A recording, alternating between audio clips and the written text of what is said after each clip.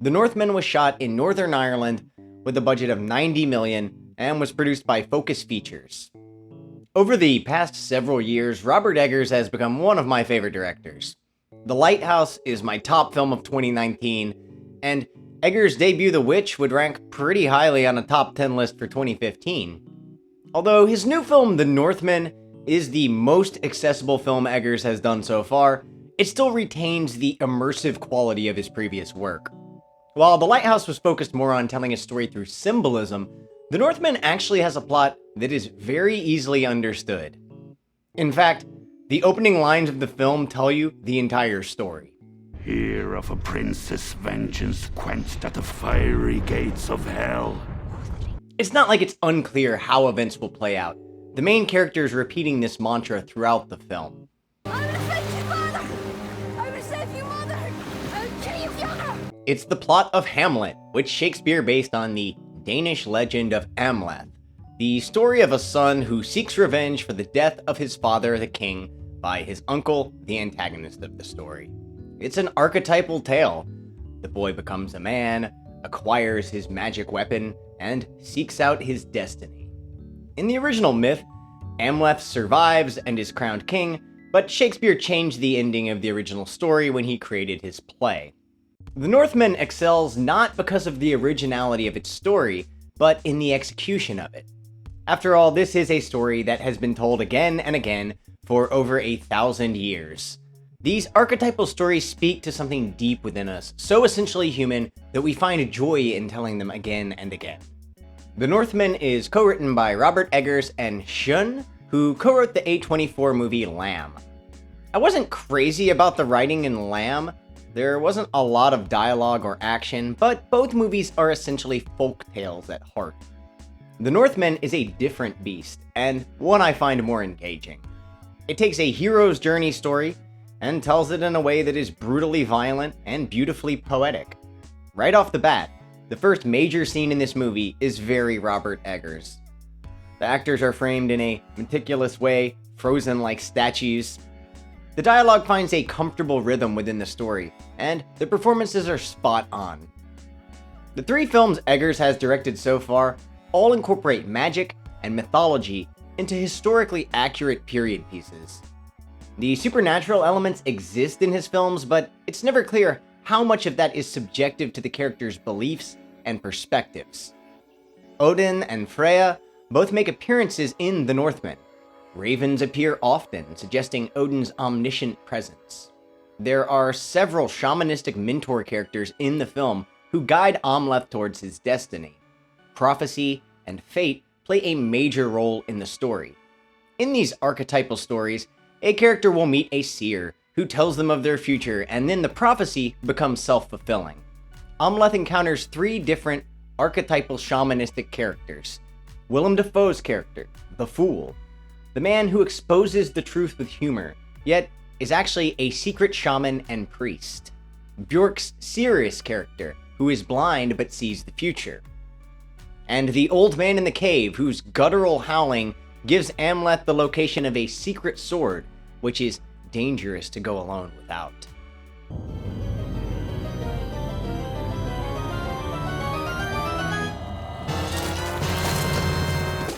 Amleth is eventually fated to choose between hatred for his enemy and love for his kin, and this is the crux on which the character's crisis rests. The Northman has some of the same beats as a medieval fantasy film like Conan the Barbarian. The film begins with Amleth witnessing the beheading of his father by the antagonist against a snowy backdrop. There's a scene where Amleth descends into a cave and acquires his weapon, the Nightblade. He defeats an undead skeleton warrior. This is revealed to be a hallucination, though. The film balances the historical, grounded approach with moments that are magical and mysterious. The film is broken up into clearly defined chapters that makes for strong pacing. The film is right at that perfect 2-hour length. There are some deleted scenes on the Blu-ray, but the only one I think they should have kept in is the crazy dance scene with Willem Dafoe's bony old man ass. How could they have cut this out? This is what moviegoers pay to see. There's an early deleted scene where Fjolnir is talking about how he hates his brother, which we don't really need. I do like the extended scene about Fjolnir's dream, which leads us into the scene where Amleth witnesses his mother Gudrun shooing away the ravens. There's also a deleted scene that suggests the presence of the dead king, as in Shakespeare's version of the story. The film's budget was obviously mostly spent on the Land of the Rus chapter, in which Amleth is a Viking raiding and destroying a small village. It took over 20 takes to realistically capture some of these long shots with dozens of extras. It's a very chaotic scene, but there is an organized structure to its filming. They actually had to move a building in the middle of filming in order to get it just right. This long take scene runs parallel to a long take scene where Amleth is a child and his own village is being taken over. The camera work is very precise. Cinematographer Jaron Blaschke has shot all of Egger's films, and as usual, the results are stellar. The filmmakers also had to build a road to get the equipment to the location for the filming of the Notlicker scene. No, I said Notlicker. It's basically the 9th century version of rugby. There's also a ball and a goalpost involved, but mainly just dudes clubbing each other. Anyway, to film this scene, they had to build a road to get there. No wonder this film cost $90 million to make. I saw it in the theater and bought the Blu-ray to support it, but sadly, it's still considered a box office failure.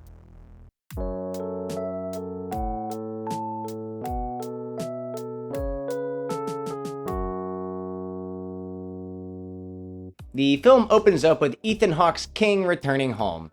I usually don't think highly of performances from child actors, but the young, naive, and sensitive version of Amleth is done very well.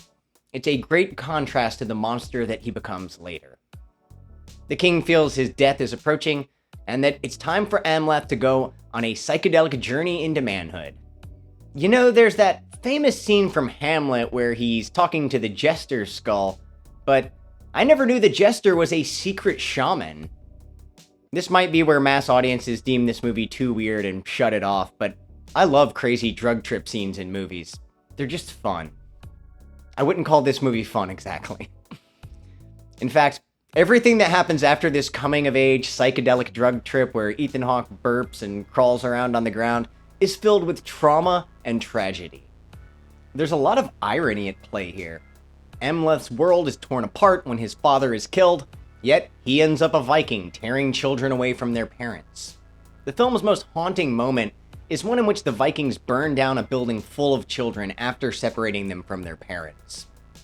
This is also a turning point in the film in which we see Amleth turn his rage towards his uncle. Again, the irony here is that the uncle lost the kingdom soon after taking it over and now lives on a shitty farm near an active volcano. There's nothing to gain from waging a war against Fjolnir, and yet Amleth does it anyway.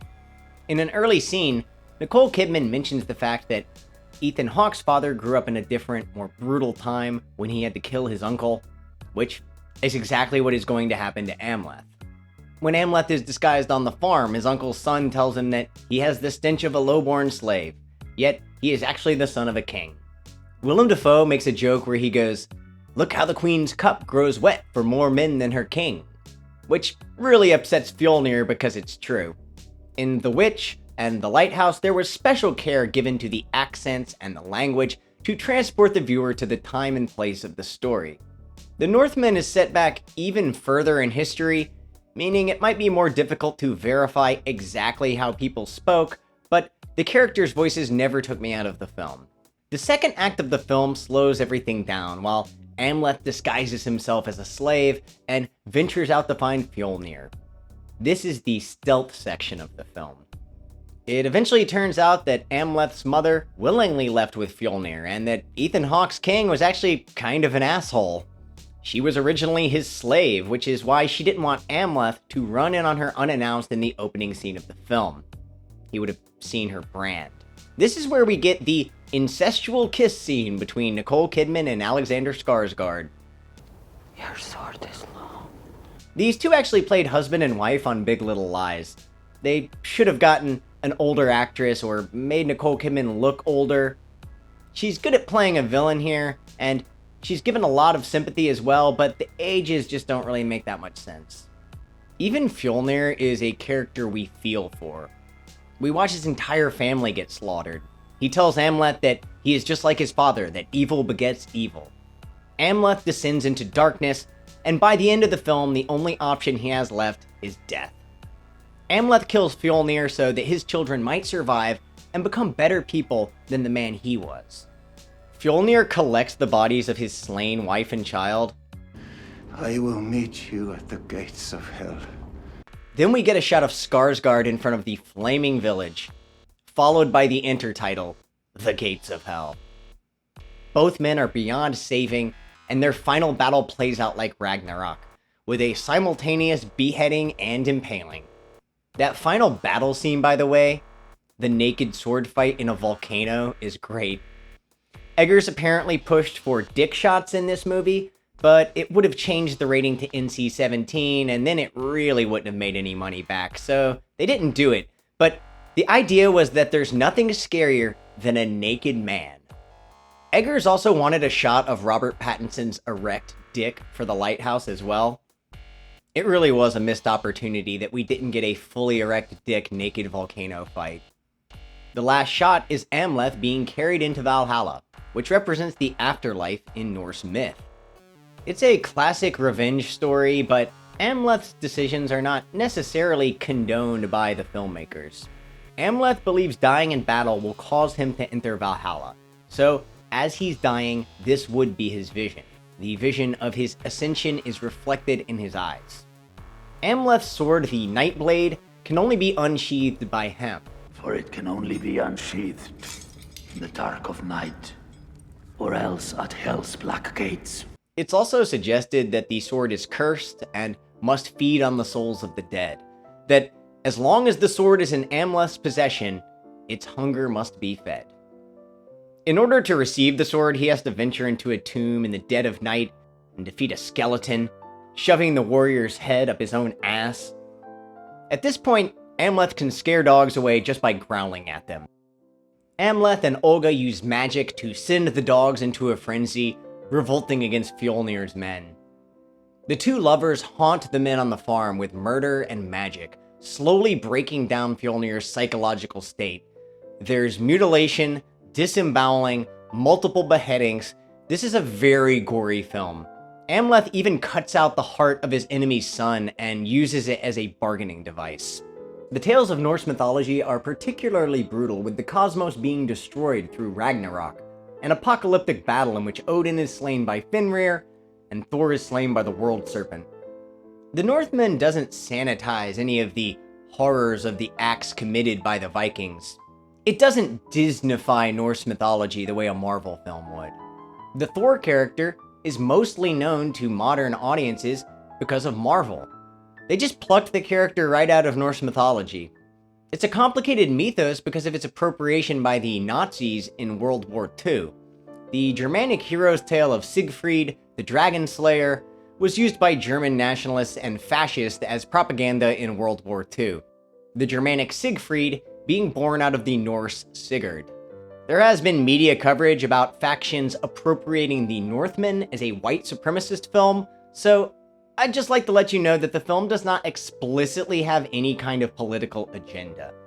I'm not going to dwell on culture war arguments, but in these old tales, heroes did a lot more killing, and from the modern lens, there's a moral gray area when it comes to their actions. During these times, men were more barbaric, and life was a lot more miserable.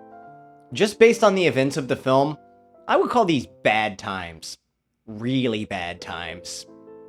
For all of the praise I have for the Northman, it's not quite on the level of The Lighthouse, which was a more dreamlike and mysterious film, where the meaning was more elusive. The Northman just doesn't hit me quite as hard. The Lighthouse bent me over and smacked my pale bony ass till it was bright red. Still, The Northman includes both Willem Dafoe's severed head and an Anya Taylor-Joy butt shot. I'm feeling a 9 out of 10 for The Northman. It's one of my top films of the year, but remember, I have a Robert Eggers bias. I'm actually part of a group calling ourselves the Eggmen. Goo goo gajoob. Oh, that's not a gender-inclusive name? Fine. We're changing our name to the Eggheads. So, in honor of The Northman, I'll leave you today with a supercut of people screaming at the camera. I Danger!